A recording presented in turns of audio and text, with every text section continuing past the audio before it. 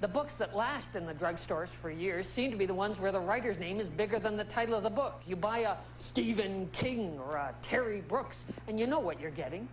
But some of the most creative writers write in a whole series of genres. Nancy, who has written both fantasy and science fiction? Right. And science fiction writer Phyllis Gottlieb also writes poetry. Diane Duane writes SF, fantasy, and computer software. Anne Rice writes vampire stories and erotica. Jack Vance has won awards for his science fiction and for his murder mysteries. Kate Willem writes science fiction and murder mysteries. At one point in his career, Robert Heinlein looked into writing murder mysteries and announced crime didn't pay enough. And then there's Isaac Asimov, who's written everything.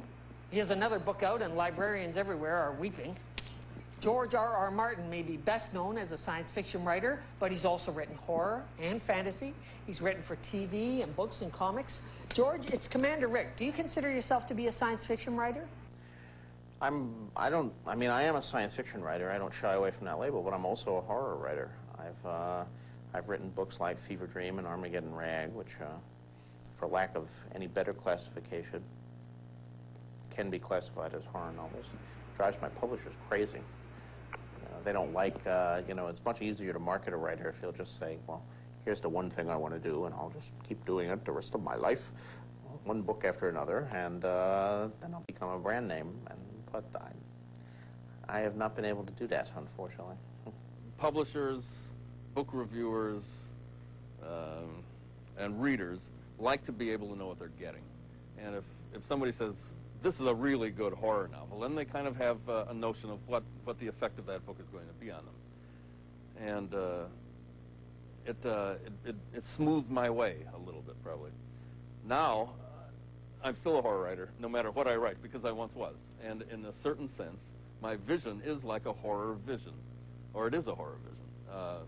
My take on things is like that. But it does mean that when my books are reviewed by some reviewers, they are distressed or outraged because they do not see what they expect. If you think there are rules for novels, then my books are really going to distress you.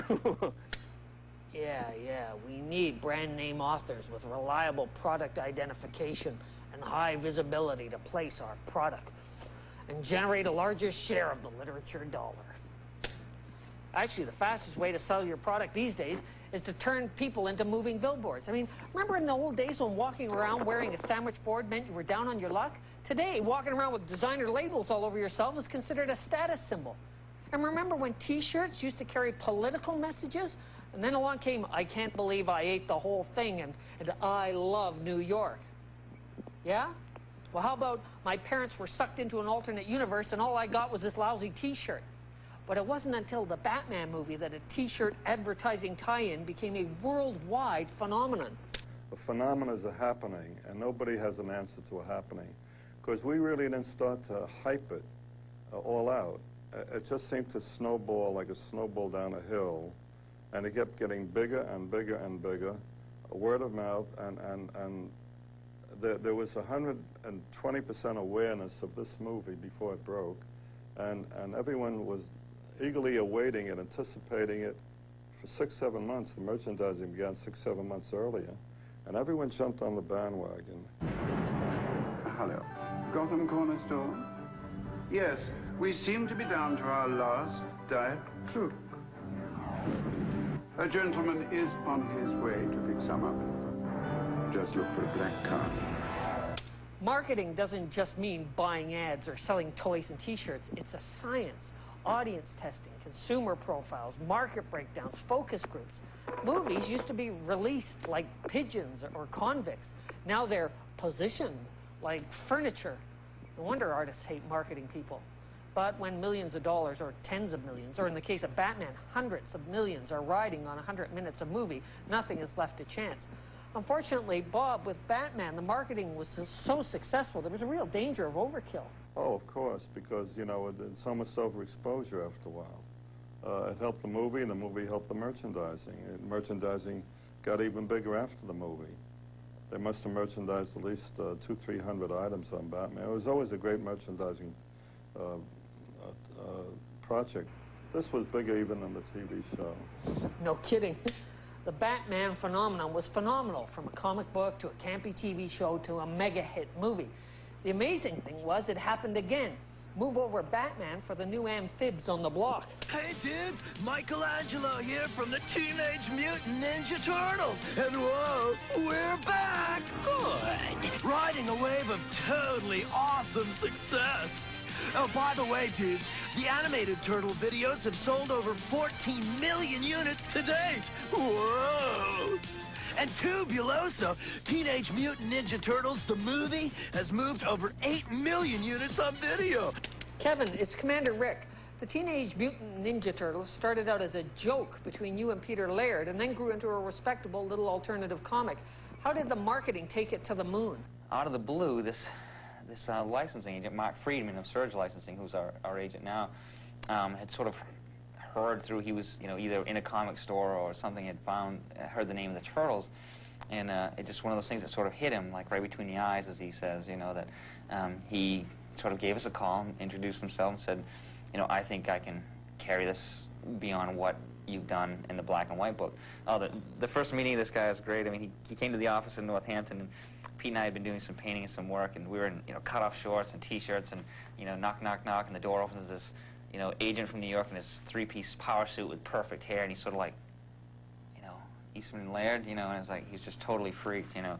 I don't know what he thought he was going to meet, but we got over that real quick, and he was great. I mean, he was, you know, said, you know, look, you know, I'm a straight shooter, blah, blah, blah, which, you know, could be just a sales pitch, but he said, you know, give me 30 days, sign me, you know, just say that you've given me permission to present this to some toy companies. We had the trademark and copyright in all the books, so we felt pretty protected. He said, give me 30 days to show it around and see what I can do. And he did. 30 days later, he had, like, you know, Playmates toys. You know, he'd shown it to, like, a lot of different toy companies. He had Playmates toys online. He had an animation deal in the works and some of this other stuff. And Pete and I are like, you know, this isn't real. You know, this is funny. You know, this really isn't going to happen. And which we didn't actually believe until we actually saw the first cartoon as well as the first toy. The first T-shirt, the first rub-on tattoo, the first pajamas, the first cereal, the first macaroni and cheese dinner. It's mind-blowing. I mean, it's, you know, anything I could say to describe, you know, how it's taken off, it's what it's doing and how it's got to this level is would be an understatement. Even Tubuloso Cowabunga. Thanks, Kevin. Then, after the turtles exploded out of their shells, along comes underachiever Bart. Let me draw you Bart Simpson. Starts out with an almost round eye, another round eye, two little dots.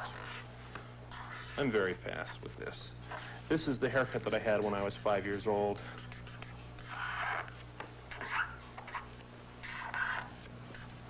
And that's Bart.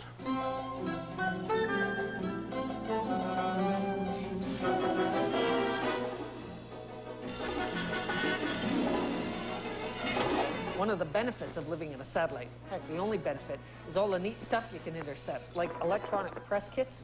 This one's for the Simpsons TV show. Take a look. The marketing of merchandising. Matt Groening, who created The Simpsons, and we work with on the show, he devotes, I'd say, most of his time to it. And I think the products are great, and the products are witty, and there's a lot that are turned down. And when one slips through that we don't like, people raise hell about it. We care about it. My favorite thing about it is that I get stuff for free.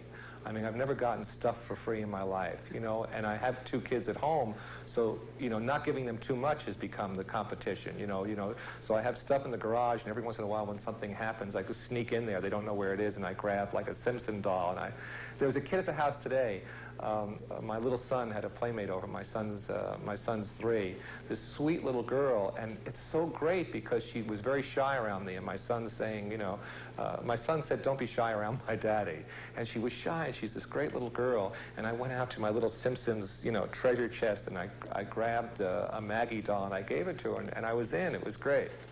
So it's like having wampum or something.